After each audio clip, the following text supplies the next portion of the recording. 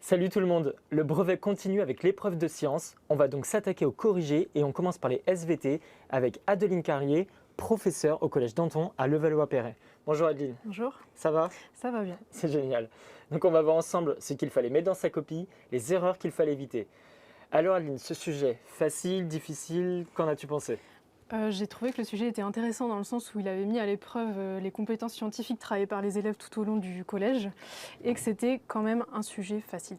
Ok, super. Donc normalement on peut supposer que les élèves l'ont plutôt bien J'espère. réussi, on l'espère en tout cas. On l'espère. Alors il parlait de quoi de ce sujet en fait? C'était un sujet dont le thème était un peu l'agronomie avec un parasite d'une plante, la plante de la pomme de terre. Néanmoins, en fait, il n'y avait pas besoin de connaissances puisque les seules connaissances nécessaires ont été rappelées par un document.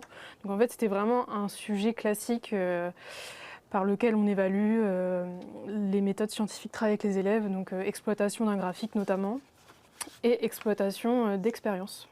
Très bien. Alors Voilà. je te propose qu'on commence par corriger la première question. Oui. Donc à l'aide du document 1, il y avait différents graphiques. Il fallait recopier le numéro de la proposition exacte sur sa copie. Donc il fallait, voilà, on avait 4 propositions Proposition. et il fallait compléter donc la phrase suivante. L'action des dorifores sur le végétal qui produit les pommes de terre entraîne une... Eh bien, il fallait dire la proposition 3, diminution de la masse moyenne des tubercules, puisque en effet, dans les deux graphiques, si on les regarde ensemble, le premier graphique permettait de comparer le nombre de tubercules par plant de pommes de terre avec et sans dorifores. Donc les dorifores, c'était les parasites, ils ont été présentés en introduction dans le sujet. Et on s'aperçoit que peu importe le nombre de dorifores, on arrive à peu près à 30 tubercules par plante. Alors que si on compare la masse, on a une nette différence. On a à peu près, pour une masse de 100% sans dorifores, on diminue à peu près à 30, entre 25 et 30% de masse des tubercules quand les plantes sont cultivées avec ce parasite. D'accord, très bien. Donc cette question était sur 4 points.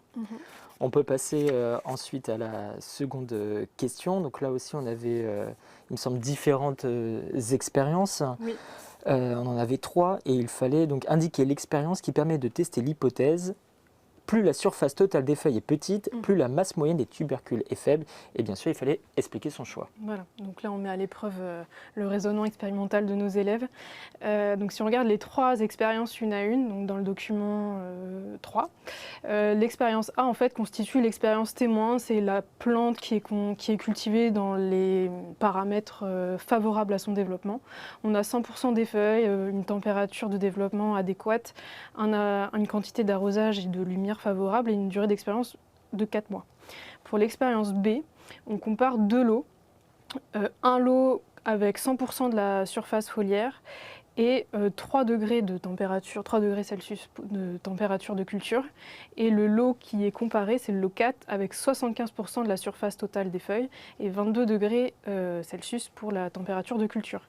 On s'aperçoit donc qu'on a 2 paramètres qui varient, à la fois la surface foliaire et à la fois la température. Donc on n'a pas les résultats, mais si on les avait, on n'aurait pas pu les exploiter puisqu'on n'aurait pas su si la différence de résultats serait due à la surface foliaire ou bien à la température. D'accord. Donc on se dirige naturellement vers l'expérience C. Pour le coup, on n'a qu'un paramètre qui varie, c'est donc la surface des feuilles. 100% de la surface dans le lot 5, 75% de la surface dans le lot 6. Mais à part ce paramètre-là, tous les autres restent identiques. C'est donc bien l'expérience C qu'il fallait choisir. Très bien. Et là, attention, cette question était quand même sur 12 points. On passe maintenant à la troisième et dernière question. Non, expérience 2. Pardon, effectivement, il y a un petit B, là, il ne fallait pas l'oublier, celui-là. J'espère que vous n'avez pas oublié. Donc, chaque expérience a été réalisée avec des lots de 10 plants de pommes de terre. Il fallait expliquer l'intérêt d'avoir utilisé plusieurs plants. Bon, la réponse était en fait évidente. C'est juste que quand on multiplie le nombre d'individus sur lesquels on fait les expériences, on s'affranchit des variations interindividuelles, c'est-à-dire que si jamais une plante était malade, on n'aurait peut-être pas pu obtenir les résultats attendus. Donc en fait, plus on fait l'expérience de multiples fois, plus on se rapproche de la validité du résultat. Très bien. Cette fois-ci, on peut passer à la C'est troisième et dernière question, qui, elle, valait 9 points. Donc, à l'aide des 3 documents, il fallait expliquer pourquoi la présence d'un grand nombre de dorifores sur les plants de pommes de terre cultivés modifie la masse moyenne des tubercules récoltés par des agriculteurs? Donc là, c'est une question classique de synthèse, c'est la dernière question du sujet. Donc je propose, vu qu'on doit réexploiter les 3 documents du sujet, je propose de reprendre document par document et je vais aller au tableau pour noter les idées clés. Donc si on reprend le document 1, il rappelait en fait le lien évident entre la masse des tubercules et la quantité de dorifères. Donc plus on a de dorifores,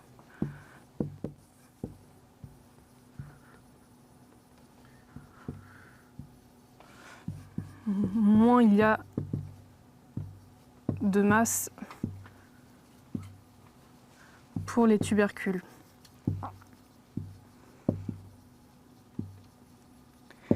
Et enfin, à mon sens, ce document 1 était aussi associé avec le document 3, puisque dans le document 3, on n'obtenait pas les résultats qui en fait correspondent aux résultats donnés dans le graphique du document 1. Et pour le document 2, ce qui était peut-être un petit peu le piège, c'est qu'on n'a pas du tout donné de questions en rapport avec ce document 2. Néanmoins, il fallait l'utiliser pour la question de synthèse. Et le document 2, en fait, rappelait aux élèves les connaissances à avoir. Et les connaissances à avoir qui étaient utiles pour répondre à cette question, c'est que 1. Le tubercule, donc l'objet d'étude, est un organe de réserve. Et que ces réserves, qui sont en fait essentiellement du sucre sous la forme d'amidon, sont apportées par la sève élaborée, elle-même provenant des feuilles, qui est en fait le lieu de la photosynthèse.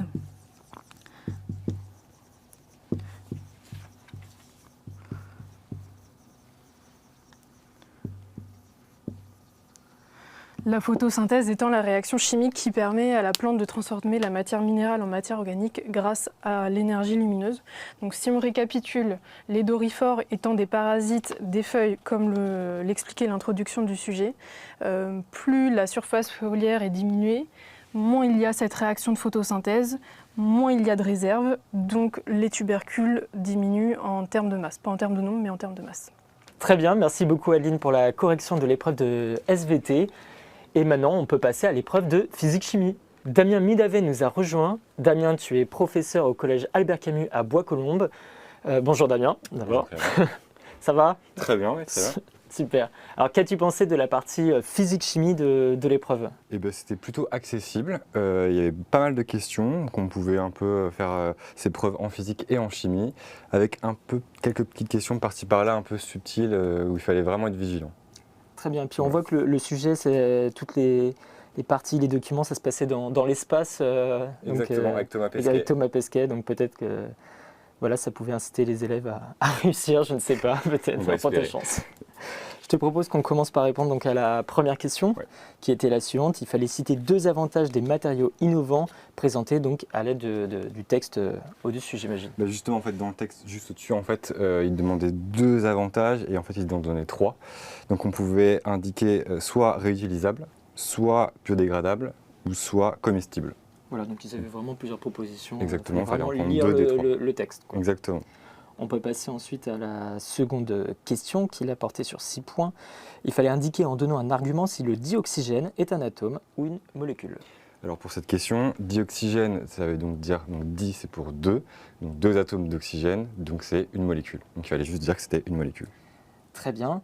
Je te propose qu'on passe donc à la question 2B. Je te laisse lire plutôt l'intitulé, il y a différentes formules. Exactement. Alors là, pour le coup, c'était la question un peu subtile parce qu'on vous donnait en fait l'équation de réaction avec finalement, on donnait en fait qu'on décomposait l'eau. Donc c'était 2H2O donne 2H2 plus O2. Donc en fait, il y a 2 quantités d'eau qui vont donner 2 quantités d'hydrogène et une quantité de dioxygène. Et en fait, la proposition qui doit être correcte, en fait, doit faire en sorte que, comme on est dans le cadre d'une transformation chimique, la conservation de la masse doit être respectée. Donc la masse des réactifs doit être égale à la masse des produits. Et pour ça, en fait, si on regarde les 3 propositions, on serait tenté de donner la proposition 1 parce que c'est les mêmes quantités finalement, enfin les mêmes chiffres que l'équation de réaction. Mais non, parce que la seule qui respecte la conservation de la masse, c'est la proposition 2. Donc il fallait répondre que 2 kg d'eau forment 0,22 kg d'hydrogène et 1,78 kg de dioxygène. Très bien. J'espère que vous avez réussi et que vous n'êtes pas tombé dans le piège.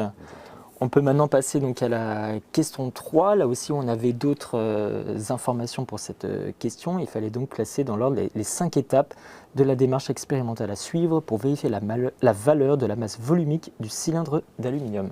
Exactement. Alors là, peut-être qu'on peut regarder de plus près le document.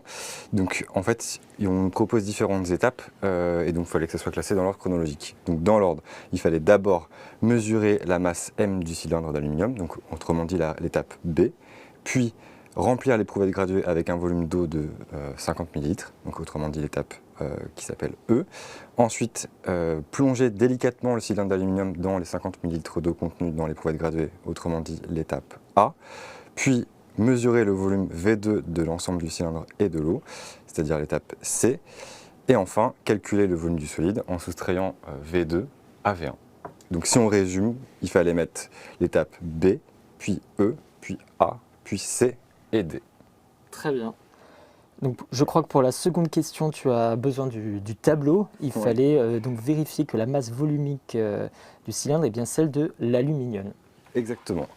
Et surtout, ne pas oublier de détailler son calcul. Alors, pour le coup, il fallait se souvenir que la masse volumique, donc la relation c'est ρ égale à m divisé par v, donc le rapport de la masse sur un volume. Alors, on nous donnait la masse de l'échantillon d'aluminium, donc c'était 40,5 grammes. Et on nous donnait aussi la variation de volume, donc c'était V2 moins V1, c'était 65 moins 50 millilitres, donc ça nous fait 15 millilitres. Donc si on fait 40,5 divisé par 15, ça nous donne 2,7 grammes par millilitre, puisque j'ai divisé des grammes par des millilitres, j'ai bien des grammes par millilitre. Et ça, ça correspond à la masse volumique de l'aluminium. Très bien. N'hésitez pas à nous dire dans les commentaires si vous avez bien trouvé ce résultat. On peut passer à la question suivante. Donc, en comparant les données du tableau intitulé « Masse volumique de différents matériaux », expliquez le choix de l'aluminium pour la fabrication des parois des différents modules de l'ISS. Alors, pour le coup, cette question, il n'est pas forcément d'indication dans les documents. Donc, elle est sujette un peu à des interprétations. Mais en gros, ce qu'il fallait, en tout cas à mon avis, dire, c'est que là, en fait, on a un tableau qui nous donne 3 masses volumiques. Parmi donc l'acier, l'aluminium et le titane, on voit que l'aluminium a la masse volumique la plus faible. Donc, qui dit masse volumique la plus faible, dit que pour un même volume, l'aluminium aura une masse plus faible. Donc, ça a pour avantage, vu qu'on veut envoyer cette quantité de matière dans l'espace, comme la masse va être plus faible, ça va nous coûter moins cher en énergie de l'envoyer et moins cher aussi en termes de coûts financiers pour le lancement. Très bien. Alors surtout, il ne fallait pas oublier de retourner sa feuille parce qu'il y avait encore d'autres questions. On va passer donc à la question 4 qui, elle, portait sur 8 points. Donc dans la liste ci-dessous, on avait comme mots rectiligne, circulaire, accéléré, uniforme, ralenti. Il fallait choisir 2 de ces adjectifs et rédiger une phrase pour caractériser le mouvement de l'ISS autour de la Terre. Évidemment, là aussi, il ne fallait pas oublier de justifier l'emploi de ces adjectifs. Exactement. Alors, déjà, première chose, on peut voir sur le schéma qu'on a une trajectoire qui est en forme de cercle. Donc, ça veut dire que le mouvement va être circulaire.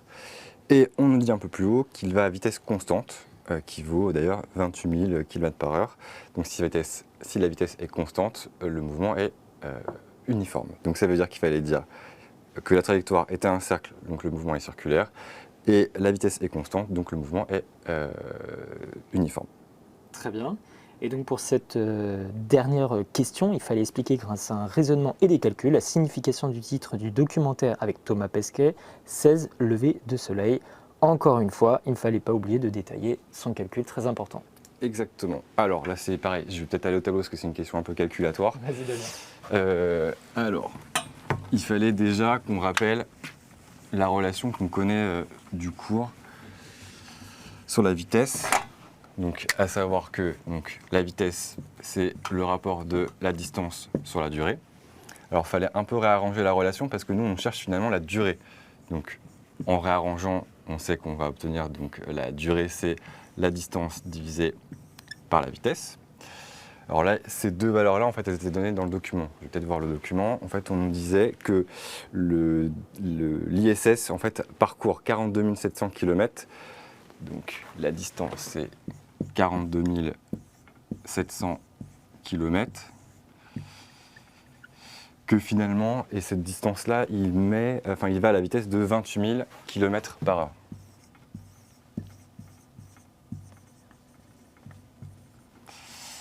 Alors, quand je fais le rapport des deux, si je fais ça à la calculatrice, j'obtiens à peu près 1,5. Alors, vu que j'ai divisé des kilomètres par des kilomètres par heure, je vais avoir donc des heures, donc 1,5 heures. Autrement dit, Thomas Pesquet met finalement 1,5 heures à faire le tour de la planète Terre. Comme on dit que le documentaire, il voit en fait 7 levées de soleil, ce qu'on peut faire, c'est qu'on peut multiplier cette durée par 16. Et quand on multiplie cette durée donc par 16, donc autrement dit 1,5 fois 16, on obtient 24 heures qui correspond à la durée d'une journée. Merci beaucoup Damien pour toutes ces explications. Et si vous souhaitez regarder nos autres corrigés du brevet, ils sont disponibles sur notre chaîne YouTube et sur le site de l'étudiant.fr. Et évidemment, retrouvez-nous aussi sur les réseaux sociaux. Grosse dédicace à Melvin et Chloé qui ont passé leur brevet et à bientôt.